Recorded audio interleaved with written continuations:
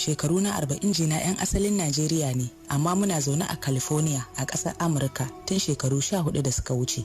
Ina da 'yata guda ɗaya mai shekara 9 a duniya a wannan lokacin. Zan ba ku labarin tozarcin da masu garkuwa da mutane suka yi mana a yayin da muka kawo ziyara gida Najeriya. Al'amarin ya faru ne bayan tayar motar da muke ciki ta sace. Hakan ya sa direban ya ratse don ya sauya tayar. Abin kamar wasan kwaikwayo. Kafin mu ankara sai kawai na hangi wasu mutane cikin kakin sojoji sun fito daga daji. Nan take suka harbi but ɗin motar mu. Su 5 ne, kowannensu da bindiga a hannunsa. Ta wani gefen daban kuma sai ga wasu mutum 2 sun ƙara fitowa, suka zama su 7. Tsoro ya kama ni a daidai lokacin da 'yata ta ƙwalla kururuwa. Umma, abba me ke faruwa? Sai dai ban samu bakin magana ba saboda tsananin firgicewa. Haka suka ta sakiyar mu zuwa cikin kungurmin dajin, suna ta harbe-harbe iska. Bayan sun yi min wani wawan duka a kirji, suka kuma daki kan 'yata. Nan take jini ya fara malalowa. Hankali na ya tashi matuƙa don gwara su kashe ni da a ce sun kashe 'yata. Hakan ya fusata ni, al'amarin da ya sa na kurma ihu. Amma sai ɗaya daga cikinsu ya hayayyako min. Take ya sa tsinin bindiga ya kekketa min kayana. Ganin wannan cin zarafin da suke min ya sa mijina da 'yata kuka. Karatun sakandare da na yi a jihar Adamawa ya sa na iya fahimtar Fulatanci. Wannan ya sa na fara yi musu magiya kan kar su illata min 'yata. Ai kamar ziga su ne, take ita ma 'yar tawa suka tuɓe ta tsirara. Nan take ta fara ihu tana kiran Abba, Umma ku taimake ni. Kaico, a wannan lokacin babu wani tallafi da zan iya mata domin ni ma ta kaina nake. Akan idona wani ya sa hannu ya ɗauki 'yata tsirara ya azata a bayansa. Haka suka kaɗa mu cikin dokar daji. Mun share akalla awanni da yawa muna tafiya a dajin, sannan muka isa cikin wata duhuwa. Babu abin da kake ji face kukan tsuntsaye. Ga mu dai a daji, duk da cewar tuni sun kwace wayoyinmu, ba na jin za a samu sabis a wurin. A takaice ba mu san wace duniyar muke ba. Sun isa da mu wani sansani inda muka iske wasu mutanen da suka yi garkuwa. Na ga wasu mata 2 da wata ƙaramar yarinya, sannan wasu an ɗaure su har sun fara galabaita don suna dab da mutuwa. An rarraba mu inda nake tsare daban da inda suka tsare mijina. 'Yata kuwa sun kai ta wani wuri can gefe guda, kukanta kawai nake ji, ban san a wani hali take ciki ba. Yawansu akalla ba zai gaza dozin 2 ba. Suna da masu girki da masu yi musu magani na gargajiya. Ta ya za a ce kasar mu bata san da irin waɗannan mutane ba? Duk da cewa sun keɓe kansu daga cikin mutane, ta ya suke samun tallafi? Ganin idona na ga yadda suka binne wata mata bayan sun yi mata kisan wulakanci. Tana da zanen kabila a fuskarta. Ba zan iya misalta tashin hankalin da na shiga ba a lokacin da na ga wannan mummunan abin da suke aikatawa. Tsawon kwana 6 muka shafe suna azabtar da mu. Har yanzu dai ina mamakin yadda za a ce wai ba a san da wannan sansanin ba. Gashi dai keɓantaccen wuri ne, amma ai za a iya gano wurin nan idan har ana son a yi haka. Mun samu kanmu a cikin mummunan hali na tozarci a yayin neman kuɗin da za mu fanshi kawunanmu. Suka ɗauko 'yata suka kawo ta inda suka ajiye mu ne da mijina. Suka ba shi zaɓi tsakanin ni da 'yata ya zaɓi wadda za a yi wa fyaɗe. Al'amarin da ya sa mijina ya kasa furta komai sai kawai ya fara ƙwalla. Ɗaya daga cikinsu ya ce idan har bai zaɓi ɗaya daga cikinmu ba to suna da wanda zai yi masa fyaɗe. Sai mijina ya fara roƙonsu a kan su yi haƙuri kar su aikata haka. Addinin musulunci bai yarda da hakan ba. Nan take ɗaya daga cikinsu ya shure shi yana mai ce masa wawa cikin harshen Yarabanci. Baka fara kuka ba. Cikin fusata wani a cikinsu ya sake ce masa za mu yi maka fyaɗe matuƙar ba za ka zaɓi ɗaya daga cikinsu ba. Mijina musulmi ne kuma mai kishin addini. Hakan ya sa ya ce da su fyaɗe mummunan fasadi ne.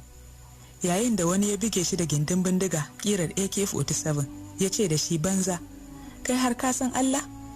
An sha fama mijina ya ce su faɗi duk irin kuɗin da suke bukata domin ya fashi iyalin shi. Amma ba su saurare shi ba. Wanda hakan ya sa na ceci mijina da 'yata. Na ba da kaina suka yi min fyaɗe.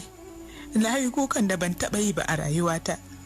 Idan suka yi wa mace fyaɗe sukan bar ta tsirara har kusan awanni 24. Haka ne ma suka yi min bayan sun yi min fyaɗe suka bar ni tsirara. Sai bayan na fuskanci wannan wulakancin sannan suka buƙaci abin da za a biya su a fanshe mu.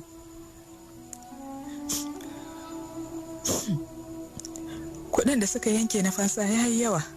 Suka ce ba su kaɗai za su ci kuɗin ba har da waɗanda suka saka su. Wannan ya tabbatar min da cewa a cikin ta'addancin akwai siyasa tare da ɗaurin gindin wasu manyan ƙasar nan. Sun amince su ba da fansar mu ne akan zunzurutun kuɗi naira miliyan 8. Haka suka fito da mu daga cikin wannan dokar dajin zuwa bakin titi cikin galabaita da kunci.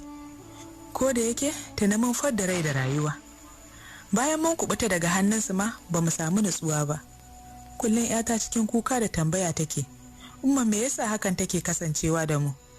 Abin da ban sani ba shine ashe lokacin da suka ɗauke ta tsirara suka tafi da ita,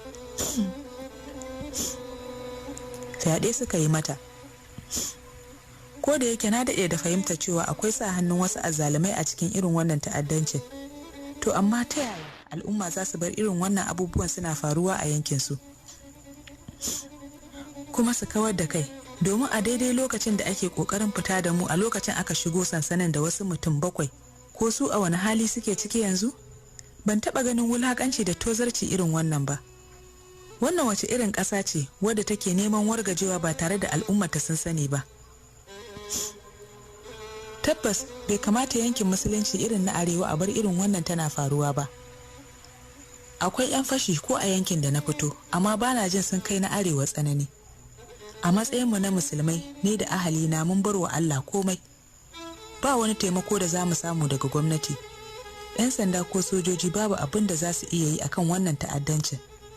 Rashin tabbacin kariya daga sake faruwar hakan yasa dole muka bar ƙasar nan ni da mijina da 'ya'yana.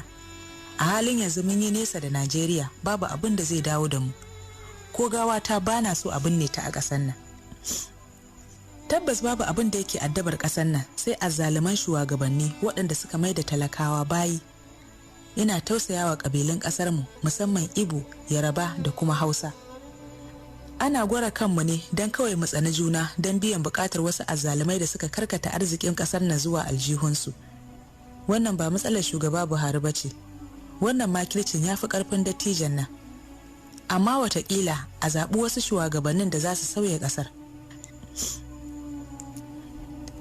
Sai dai na san komai daɗewar da azzalumai za su yi a doron ƙasa, to Allah zai kawo adalan da za su ga bayansu. Ƙasar tana raina duk da cewar mun yi nesa da Najeriya ne da mijina da 'ya'yana. Kawai dai ina bibiyar halin da al'ummar ƙasar ke ciki na ƙuncin rayuwa. Ba abin da na sa a gaba a halin yanzu irin ganin farin cikin mijina, wanda shi ne ya bani ƙwarin gwiwar rubuta wannan labarin tashin hankalin da ƙuncin da muka samu kanmu a ciki. Bayan shafe kwanakin baƙin ciki, ina yi wa al'ummar Najeriya fatan alheri da kuma shirin